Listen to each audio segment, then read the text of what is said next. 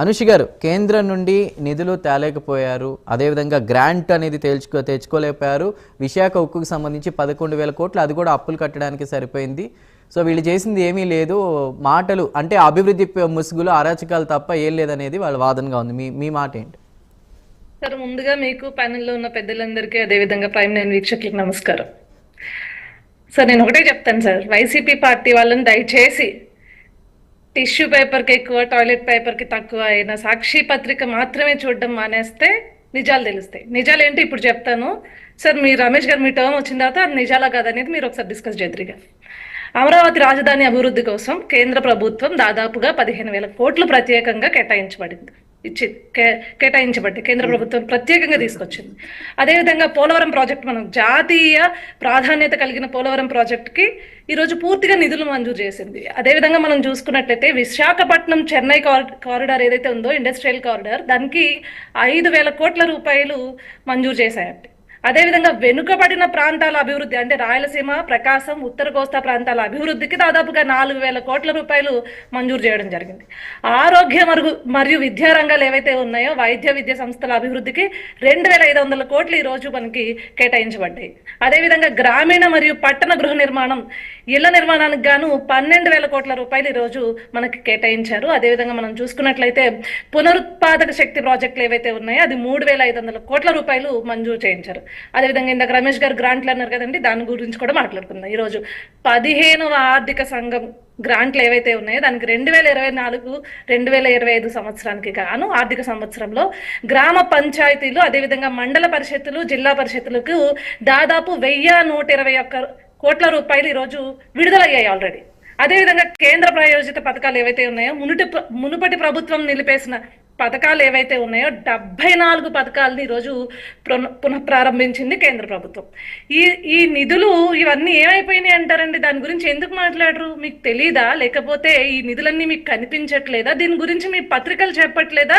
మీ party మీకు information ఇవ్వట్లేదా? At least మనం సాక్షి paper మానేసి, సాక్షి పేపర్ని చూడడం మానేస్తే వేరే ఏ పేపర్లు చూసినా, లేకపోతే నేషనల్ మీడియాని చూడండి. మీకు ఆంధ్ర రాష్ట్రంలో కేవలం బ్లూ మీడియా, మీరు అనుకుంటున్నప్పుడు టీడీపీ మీడియానో, జనసేన మీడియానో, లేకపోతే ఇంకో మీడియానో ఉంది అనుకుంటే అట్లీస్ట్ నేషనల్ మీడియాని ఫాలో చేయండి. ఇవన్నీ మనకు రావడమే కదా జరిగింది. ఈ రోజు చంద్రబాబు నాయుడు గారు కావచ్చు, డిప్యూటీ సీఎం పవన్ కళ్యాణ్ గారు కావచ్చు, మొన్న నారా లోకేష్ గారు కావచ్చు, వెళ్ళింది క్రిస్టల్ క్లియర్ గా ఎజెండా ఒక్కటే, రాష్ట్ర అభివృద్ధి.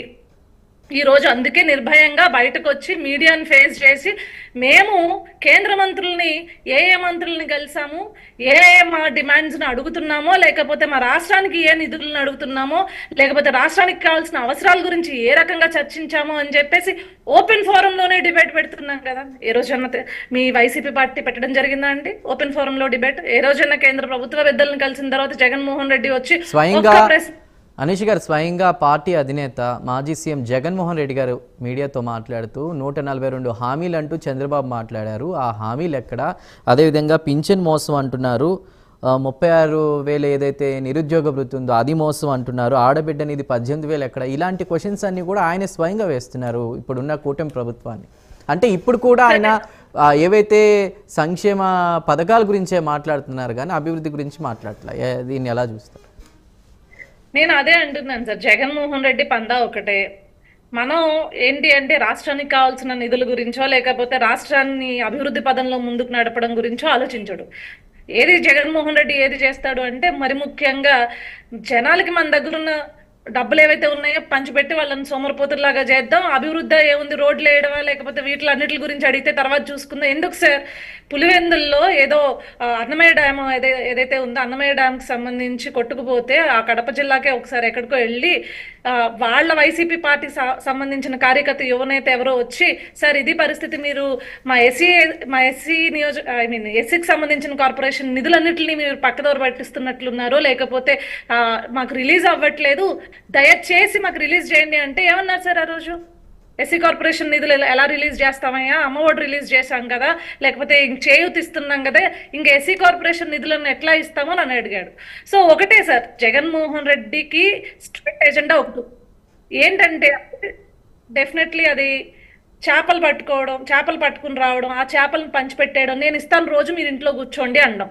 కానీ కూటమి ప్రభుత్వపు పెద్దల ఎజెండా ఏంటి అంటే మీరే చేపలు పట్టుకోండి, మీరే సంపాదించుకోండి, మీకు చేపలు పట్టుకోవడం మేము నేర్పిస్తాం, పట్టుకోవడానికి వలిస్తాము, లేకపోతే పట్టుకునేదానికి మేము నైపుణ్యత నేర్పిస్తాము అనేది ఈ రోజు కూటమి ప్రభుత్వం. క్లియర్ గా తెలుస్తుంది కదా, ప్రజల్ని ఎవరు సోమరిపోతుల్లాగా పెట్టాలి అని చూస్తున్నారు. అదేవిధంగా ప్రజలకి అవసరమైన మౌలిక సదుపాయాల దగ్గర నుంచి వారు పని చేసుకోవడానికి కల్పించే పరిస్థితి ఎవరు కల్పించేలాగా చేస్తుంది? డైరెక్ట్ గా కూటమి ప్రభుత్వం కల్పిస్తుంది.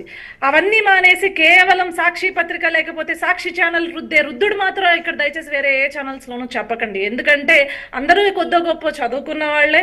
రోజు మేము ఈ మీడియా కాకపోయినా నేషనల్ మీడియా చూస్తున్నాము. కేంద్ర ప్రభుత్వం ఏ నిధులు ఇస్తుంది రాష్ట్రానికి, అదే విధంగా ఏం చర్చలు జరుగుతున్నాయని ఫాలో చేస్తున్న వాళ్ళే. కొద్ది గొప్ప దాన్ని ఫాలో చేసే వాళ్ళు కూడా ఈ రోజు మీ కార్యకర్తలున్న మిమ్మల్ని అసహించుకుంటారు. రమేష్ గారు రైట్, అనుషి గారు రైట్. సుజాత గారు మీరేమంటారు? అంటే కొద్దిసేపటి క్రితం ఏదైతే చర్చలు జరిగిన తర్వాత